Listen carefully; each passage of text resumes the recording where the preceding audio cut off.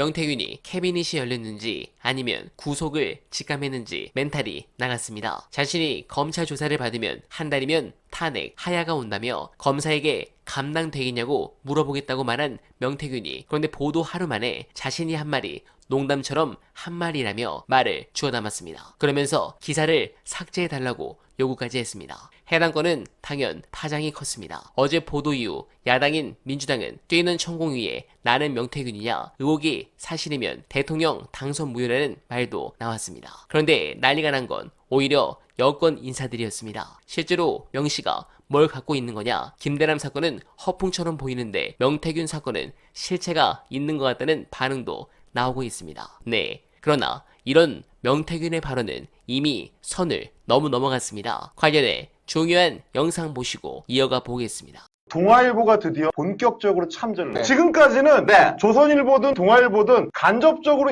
김대남 건이나 명태균 건 간접적으로 인용하거나 칼럼에서 슬쩍 언급하거나 요 정도는 모르겠지만 자기들이 직접 취재를 해가지고 단독 보도는 없습니다. 근데 지금 동아일보가 처음으로 명태균 건에 대해서 이틀 동안 동행 취재를 하면서 인터뷰를 굉장히 심도 있게 해가지고 굉장히 좀 전환적인 어떤 시점에 우리가 있다. 녹취에 따르면 매일 여론조사를 돌려가지고 그걸 들고 김해공항에서 비행기 타고 가가지고 서울에서 보고를 했다. 그러면서 막 그 강희경 씨한테 계속 얘기하잖아. 재촉하면서 막 윤이 지금 그거 갖고 오라 그런다. 윤석열한테 지금 보고해야 되는데 지금 빨리 나와야 된다. 오후까지 나와요? 뭐 이런 거 얘기하잖아요. 매일 이루어지는 그 조사가 지금 보니까 자체 조사 3,000 샘플을 돌렸더란 말이죠. 존나 비쌉니다. 3,000 샘플 돌리는 건 9일입니다. 그렇죠. 면밀 조사를 해가지고 소위 말하는 깜깜이 기간, 여론조사 공표 금지 기간에 윤석열 후보가 답답하니까 명박사, 명박사 이거 어떻게 되는 거야? 내가 우리 후보님을 위해서 하루에 3,000씩 돌린다. 쫙 돌려가지고 그거 가지고 보고를 했는데 정작 국민의힘에서 얘한테 돈을 준 적이 없어. 개인 돈을 준 것도 아닐 것이고. 그럼 뭡니까? 그냥 준 겁니다. 네, 공감합니다. 이렇게 사태는 점점 더 심각해지고 있습니다. 특히 2일만 지나면 국회의원 공직선거법 위반 공소시효 만료일이 지납니다. 이 날짜만 지나면 국회의원직은 3년 넘게 별일이 없다면 유지할 수 있고 윤두창과 검찰로부터 국짐 애들도 자유로워집니다. 그래서 이번에 친한계가 일단 부결시키자고 한 것도 이 부분이 컸습니다. 특히 다음 총선 공천권은 용산에 없습니다. 아무 힘도 없는 것들을 위해 충성할 이유가 없죠. 그래서 민주당은 계속 특검을 발의하면 됩니다. 참고로 개장수의 3표는 우리 표가 아닙니다. 이 3표 빼고 보면 국짐 이탈표는 이미 7표를 넘어갔다고 저는 판단합니다. 또한 언론들의 뚝이 무너졌습니다. 전날 KBS가 2개나 단독 보도를 때리는 것을 보고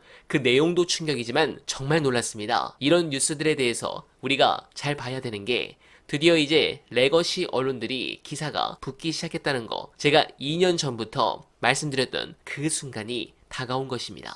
솔직히 최근 한 달간은 완전히 유튜브 판이었습니다. 이명수, 장인수 기자의 이 엄청난 특종이 있었지만 레거시 언론은 안 뛰어들었습니다. 그런데 이제 뛰어드는 거는 국감 예고편이 나오면서부터입니다. 국정감사장에서 막 터질 것 같으니 기존의 미디어들이 붙기 시작했습니다. 이렇게 되면 뭐가 달라지냐면 유튜브는 의제 설정하는 역할에서 더 이상 확장성이 없었는데 지금부터 나오는 뉴스들은 거기에서 꼬리에 꼬리를 물며 터져 나오는 것입니다. 그러니까 오죽하면 동아일보가 이렇게 나가겠습니까? 사실상 이 정부를 손절치겠다라는 것과 같습니다. 뭐 이건 정보지글로 돈을 썰도 있지만 말이죠.